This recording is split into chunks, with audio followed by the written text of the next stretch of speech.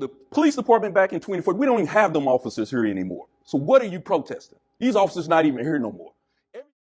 Welcome everyone. My name is Sean, and today we got to talk about a story that really aggravates me because I put in a lot of work on my own on this channel, refuting, disputing, debunking, and destroying the myth that is Michael Brown, this so-called innocent angel that was killed by police after he put his hands up, that is completely and thoroughly debunked time and time again by multiple different investigations. I have cited the Department of Justice report on the Michael Brown incident, which was done by Obama's DOJ, done by Eric Holder, who, by the way, was looking for a reason to find Officer Wilson guilty in that scenario, but the forensic evidence proved beyond any shadow of a doubt that the shooting of Michael Brown was 100% justified. He assaulted Officer Darren Wilson, according to the witnesses and according to the forensics. The first gunshot that hit him in the hand actually had him being burned by the muzzle flash because he was reaching for the gun when he was shot. We have blood evidence that shows that Michael Brown ran away from the officer, then doubled back and was running towards him, charging him as he was shot by Officer Darren Wilson and killed. Now, despite the fact that this report came out in 2015, it is public for anyone to see. It is irrefutable that Michael Brown was in the wrong and his shooting was justified. Year after year, on the anniversary of his death, we see people posting, representatives, members of Congress, aspiring members of Congress, that this is the anniversary of Michael Brown's murder. Well, we just hit the 10-year anniversary of the 100% justified shooting of Michael Brown, the 100% earned consequences of Michael Brown, and this time, Black Lives Matter rioters decided that they were going to try to tear up Ferguson again, and now an officer, Officer Travis Brown, somebody who's actually innocent, is suffering from a traumatic brain injury due to an attack that was initiated upon him by these same rioters. Again, 10 years, and these people didn't bother to make it 8 pages in to the Department of Justice report that proves beyond any shadow of a doubt that the Wilson shooting of Michael Brown was justified, and now somebody's fighting for his life over this nonsense. Now look, we're gonna get into this. We're gonna go into this particular story. We're gonna play some words from the police chief in Ferguson because I think they're powerful. But before we do, thank you to everybody who supports this channel via actualjusticewarrior.com/join. Give me the money. Give me the money, okay? We had protesters lined up across the street here at Andy Worm parking lot. For the majority of the night, they were all peaceful. In fact, they began blocking our streets out here on South Florissant Road. We allowed the protesters to block our streets out here. Not only did we allow the protesters to block our street, we even provided a car on the north end and on the south end, so the protesters couldn't get hit by vehicles. Sometime throughout the night, the protesters were violently shaking our fence at this police station. Again, we did not even react. We stayed here, let them shake the fence. So Ferguson Police Chief Troy Doyle in this particular press conference is describing the things that went down on the evening that was the anniversary of the Michael Brown justified killing, and he explains how he gave the protesters every chance that they could have possibly had, even to the point where they were violently shaking the fence of the police department without intervening. They let it go. They let them rage out in their infinite ignorance about the Michael Brown case. They let them do these particular crimes because they weren't trying to be seen as too heavy-handed in their police response. So they did nothing, which is not advisable, especially when, again, there is no justification for anyone out there in the country to be a supporter of Michael Brown. Not even his family can deny the overwhelming evidence that Michael Brown was the initiator of violence against Officer Darren Wilson and that the shooting was 100% justified. That happened several times throughout the night, up until the point that they broke the bottom portions of our fence. They destroyed property on our police department's parking lot. It was at that time I sent out an arrest team to make an arrest for destruction of property. Now, of course, the generosity and grace of the Ferguson police only extends so far. So as he said right there, they allowed them to shake the fence, they allowed them to block the streets, they allowed them to commit all manner of crimes up until the point where they started destroying stuff. And then he sent out a force in order to arrest just the people that were committing the destruction. And this ultimately ended up resulting in the injury of Officer Travis Brown. Now, there's actually CCTV footage of Officer Travis Brown being shoved to the ground, where he ultimately ended up hitting his head when they're trying to effectuate an arrest. There is a person charged in this particular instance. Now, due to the violent nature of this and the way that YouTube treats my channel, I'm not going to show this footage to you, but it will be linked for you to see it for yourself. And obviously, this is a completely unjustified outcome, especially, again, when you realize that these people are angry over a lie, an untruth, something that didn't happen. And the police chief should have went after them on those grounds, although I'm not going to criticize him too much because his next statements, I think, are absolute winners. My team got out there and was assaulted by a number of the protesters that were out there on the scene. As a result, one of my police officers suffered a severe brain injury. He is at an area hospital right now, fighting for his life. And I'm going to break away a little bit from what I was planning to talk about. This police department, this Ferguson Police Department, since 2014, has been a punching bag for this community. Now, you could just hear his voice breaking right there. It's absolutely devastating to him that one of his officers could be severely injured for the rest of his life, if not die in the hospital where he's currently fighting for his life over something so stupid. Because not only was the Ferguson Police Department 100% justified in the killing of Michael Brown, it was based on Michael Brown's choices and actions, and the lies about him about the Ferguson Police Department have been absolutely disgusting. But the Ferguson Police Department has also completely changed their operations. They've given in to a number of the Black Lives Matter rioter demands, and that didn't result in anything positive being earned by the police department, despite the fact that they decided to operate in good faith with actors that were clearly and obviously operating in bad faith. The police department back in 2014, we don't even have them officers here anymore. So what are you protesting? These officers not even here no more. So I love the fact that he goes off script here because you can feel the emotion in it. And he starts off by pointing out that they don't even have the same officers that they had back in 2014.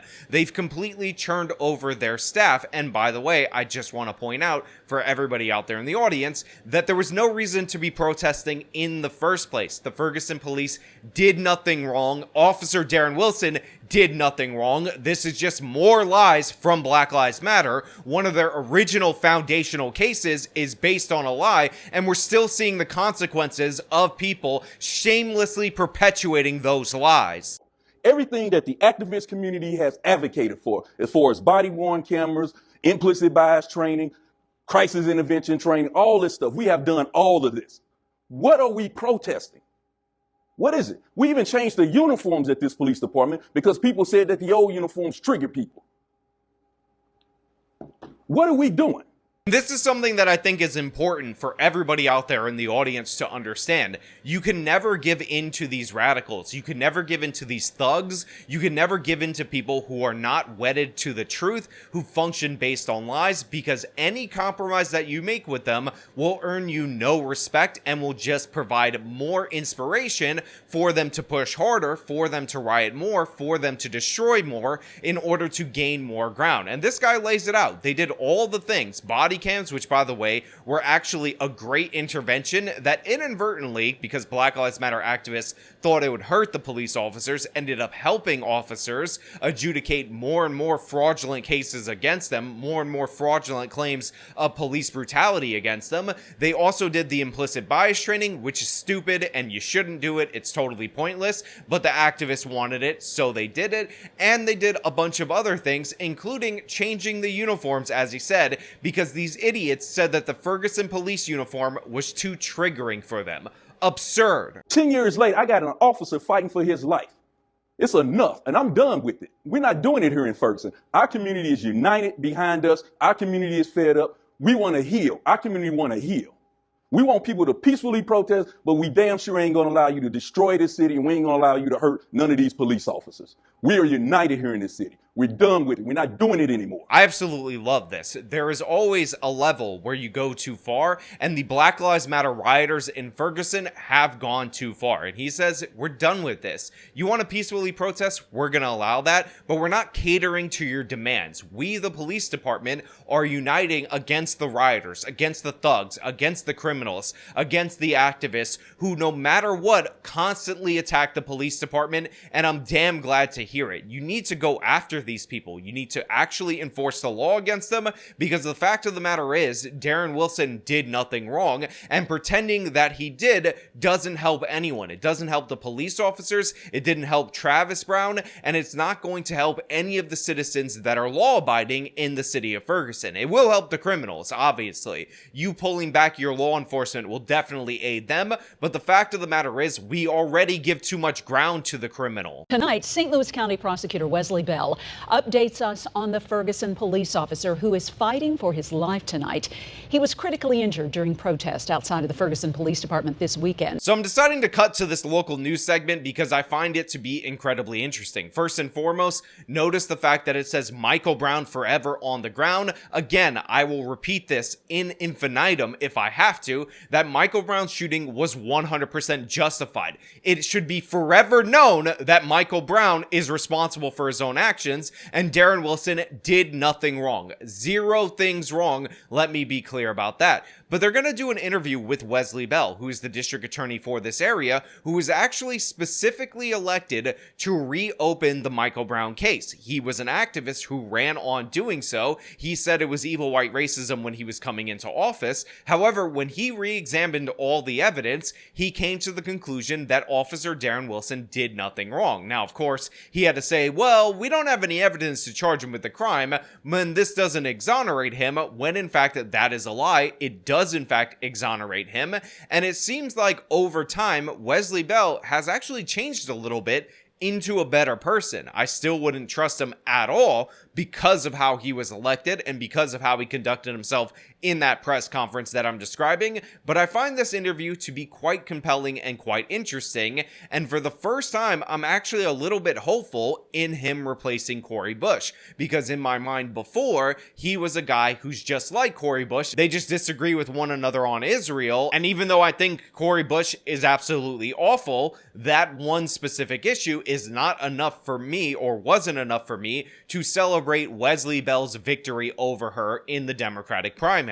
St. Louis County Prosecuting Attorney Wesley Bell spoke with us after he visited with Officer Brown and his family. He says Brown has made some improvement. We know that there's been some progress, and we obviously are happy about that, but we still know that there's a lot more to go. Officer Brown, who joined the Ferguson Police Department this January, also served on the front line of protests in 2014 as a St. Louis County police officer. Now, as you heard right here, Travis Brown was not a member of the Ferguson Police back in 2014. In fact, he joined in January of this year. He was a St. Louis County police officer who was called along with other departments to deal with the rioting back then, but he had no connection to the department and in no way, shape, or form should be held guilty by association, first and foremost because Officer Darren Wilson did nothing wrong, but secondly because he wasn't even there at the department even if Wilson did do something wrong, which he 100% didn't, as proven out by multiple investigations. I think that what happened in Ferguson 10 years ago has been the impetus for change, positive change. But if we're still hanging on to things that can't happen, when we all know that it can't happen, and let's be clear, there is no question right now on whether charges could be filed in that case. They can. The Department of Justice report is public to everyone. You can look at it. Now, isn't that amazing? Wesley Bell, who was elected for the sole purpose of charging Officer Darren Wilson way back when, who said even as he realized he couldn't charge him, by the way, the Department of Justice report was public before he was sworn into office, that there was no evidence to do so, but it doesn't exonerate him, is now singing a completely different tune. He is telling people the DOJ report is public, like I do time and time again, and the evidence that Michael Brown was in the wrong is overwhelming. What an amazing turn. What an amazing 180. This guy started off as Cori Bush, repeating all of her stupid talking points, but now, having been in the position for years, he's starting to tell people what I tell them on this channel, which I find to be absolutely amazing. One witness would like Ferguson police to release the body camera footage of that night. If the chief says we're different now, show your difference, show the body cam footage. If what you say is true, it will support you, and we got nothing to worry about in the stories is very different. First of all, I just want to say for everybody out there in the audience, I am going to speak for you when I label Chuck Modiano an absolute idiot and buffoon. He wants the footage to be released from the body cam to show us whether or not the traumatic brain injury suffered by Travis Brown is actually justified in some way, shape, or form. Now, like I said, we have CCTV footage of it. He was attacked while effectuating a legitimate arrest. But this guy, racked with white guilt, being an absolute coward in every possible way, being one of the weakest people that I've seen on the local news in a long time, is defending the rioters, defending the Black Lives Matter rioters, because he's like, oh gosh, I can't ever hold them to account for their actions. Again, read the Department of Justice report, Chuck, you absolute moron, you person that was out there supporting this protest that's based on a lie for 10 years. If you want them to release the evidence, maybe you should actually pay attention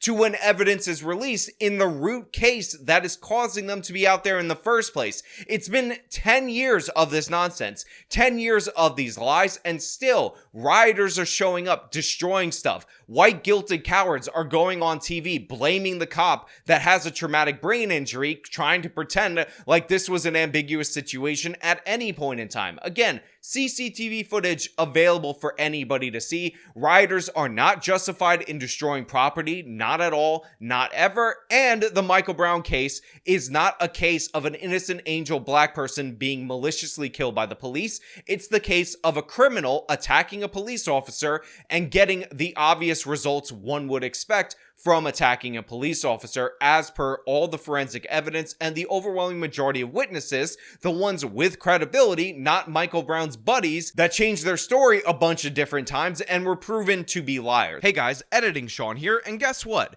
The Ferguson police did release the body cam footage at the time that I'm editing this video, and spoiler alert, it does not justify inflicting a traumatic brain injury on Travis Brown. It will also be linked in full in the description for you to check it out for yourself, and I just want to emphasize why I'm so angry given this little bit of extra time that I have with you. Travis Brown right now is suffering a traumatic brain injury. He is a father of 2. His children could never see him again if he dies, or he could be a completely different person if he never recovers from that injury. And for what? For what reason? Because left-wing progressives lied to you about the Michael Brown case. Because these activists who 10 years later say that they care so much about Michael Brown are too lazy to get to page 8 of the Department of Justice report. When you get to that point in the report, it is irrefutable that Michael Brown attacked Officer Darren Wilson. It is irrefutable that Brown was charging at Officer Darren Wilson when he was ultimately killed in the second encounter. And it's also irrefutable and indisputable that Michael Brown did not put his hands up. Hands up, don't shoot is an absolute lie. But all of the people that were willing to kill this police officer, willing to riot 10 years later, willing to destroy their own community, couldn't get to page 8 of that report. That's why this man is in the hospital, and it's disgusting. Now, Officer Travis Brown does have a GoFundMe to help him and his family through these troubling times. It is currently, at the time of me recording this video, at $62,000 of a $100,000 goal. I understand that money is tight for people out there in the audience, but I leave the option open for you guys to contribute because I know a bunch of my supporters definitely would want to do so if they're capable. So again, linked in the description. Those are just my thoughts. I want to know what you guys think about this down in the comments below. What do you think about the Michael Brown case lie living on for 10 years? What do you think about Travis Brown's traumatic brain injury? What do you think about the police chief saying we're done with this nonsense? It's over. And what do you think about Wesley Bell, of all people, coming out strong and saying Michael Brown's case is not a real case, so cut it out? All your thoughts down in the comments below. If you like the video, show them by leaving a like, subscribe for more content, follow me on the social media, support me via the support links in the description of this video. This has been me talking about the absolute insanity in the Michael Brown riots, the 2024 Michael Brown riots. Till next time.